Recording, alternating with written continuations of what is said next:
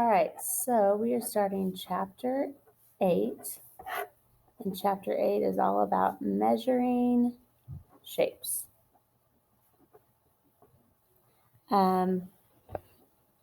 We are going to be talking about cylinders, cones, and spheres. So in order to do all of that, we have got to remember some stuff about circles. So I want you to draw a circle that's big enough for you to be able to write things in. Oh boy, not so good. Oh well. Okay, some stuff to remember about circles. Circles have a center point, and we just call it the center. Okay, then circles have a line that goes all the way from one end of the circle through the center to the other end of the circle.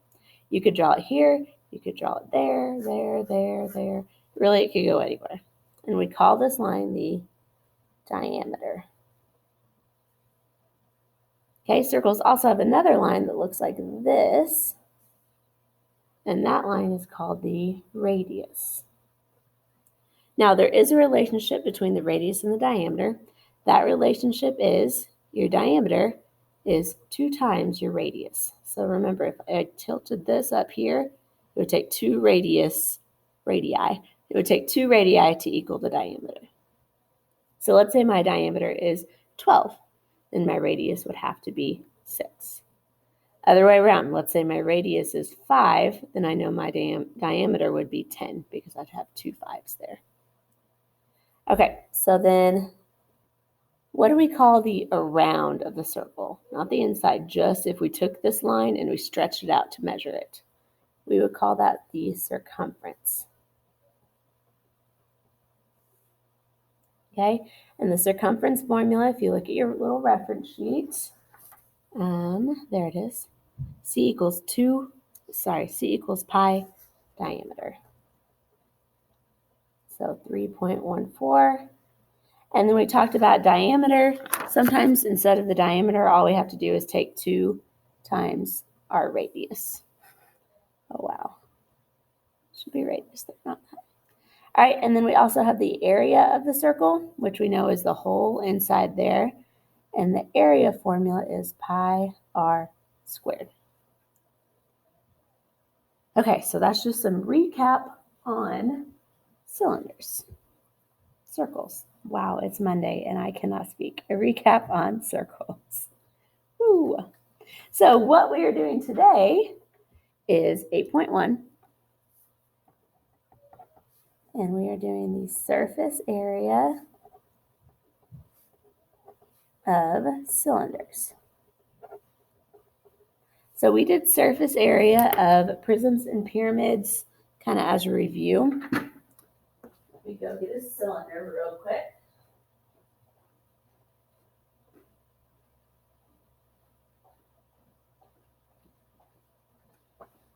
Okay, so this is a cylinder. Right here, I have a cylinder in my hand. Surface area means that I'm taking this, plus this, and I'm adding them all together. So if we take our cylinder and we turn it into what we call a net, we can see that I have 2 circles, and then what's this shape? It's just a rectangle. Okay, so I'm going to do this on the back here. You don't have to write this down, but I'm going to try to show you where a formula comes from. So our rectangle, we got 1 rectangle plus 2 circles. Okay, so 1 rectangle, we know rectangle is measured length by width, and we know circle is pi r squared, because those are our area formulas for those 2 shapes. So my width of this rectangle is actually the same thing as the height of the cube. So instead of W, we usually write H for that width. Now my length, how do I measure how long this is? Well, it depends on how big my circle is, since it wraps around my circle. So what is it called for the around part of the circle? It's called your circumference. So remember, C equals pi d. Instead of d, we're going to use radius. So instead, we would have pi times 2 times r. Okay, and then I'm going to drop my 2 down here. So these are essentially my 2 parts to my equation. We got the rectangle here, pi times 2 times r, because that's the around part. That's how long my rectangle is going to be. And then my height. And then 2 circles, pi r squared. So our actual formula, surface area equals, I just rearranged my letters, 2 pi rh plus 2 pi r squared. This is my rectangle part.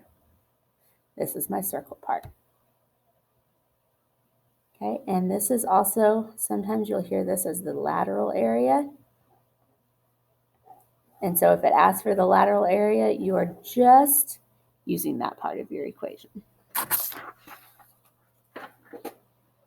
Okay, so let's just jump into some examples. A calculator is very, very helpful here, because I do not want you doing this by hand. We're going to draw our own cylinders today.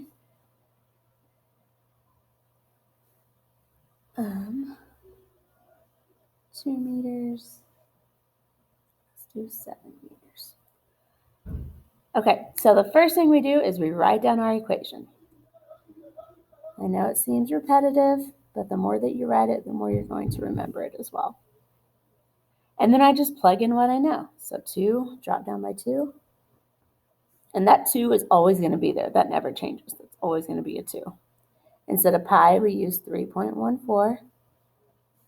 What's my radius? Well, my radius is 2. And then my height is 7. Plus 2, 3.14. And my radius is 2 squared.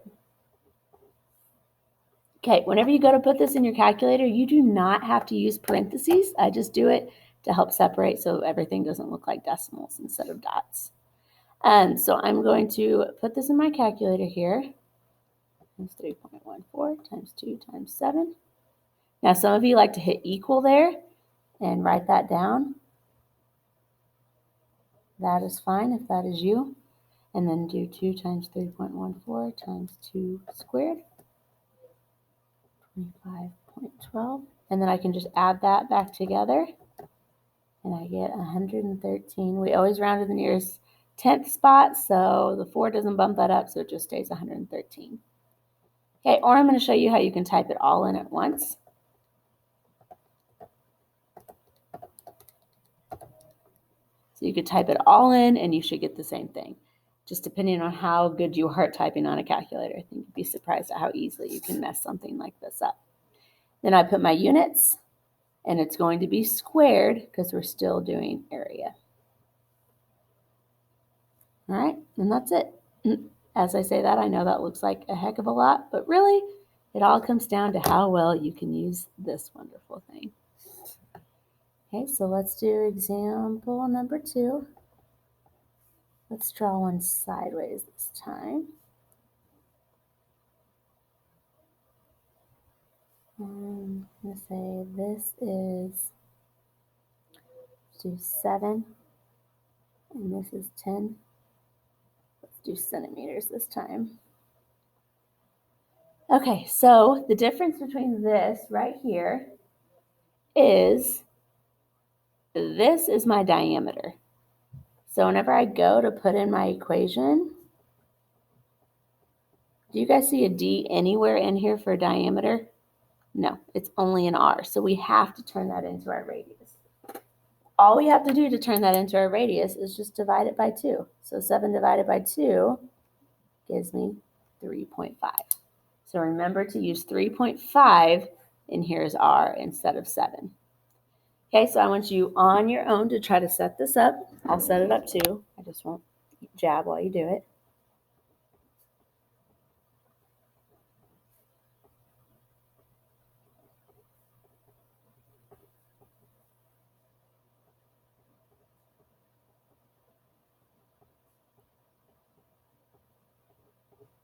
Okay, so that should be what you get set up. Remember, I used 3.5 instead of 7 there because that's my radius. Okay, go ahead and calculate it.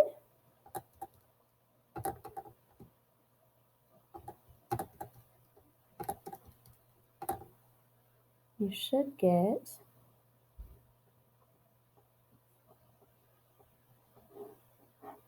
that number. If you did not get that number, I want you to do it one section at a time. So like this section right here should have given you this.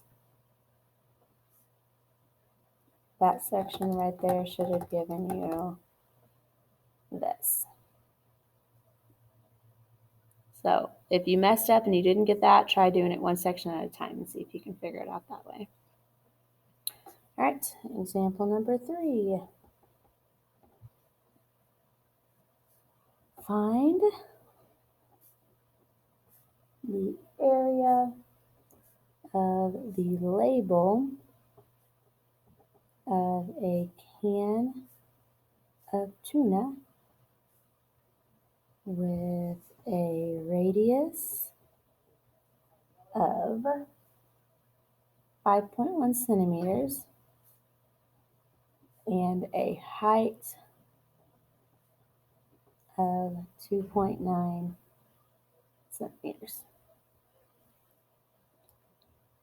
Okay, so if we're talking about a can, if you guys have ever seen a can of tuna or a can of soup or anything that's in like one of those little aluminum cans, you know that my label does not go on the circles. Okay, my label just goes, let's look at this one. It just goes around. So on this one, I don't have to calculate my whole formula. I can actually leave off my circle part and just find the lateral area, because if I unroll the label, this is all that's going to be is a rectangle. So on this one, all I have to do is find 2 pi RH, because like I said,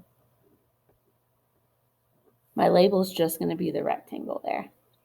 So 2, 3.14, my radius is 5.1, 2.9 is my height, so I just type that in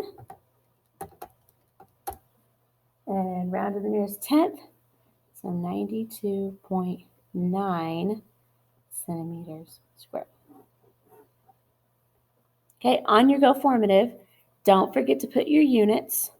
Don't forget to put a space in between the number and your units as well, and that'll help you get the answer right. All right, that is it for cylinders.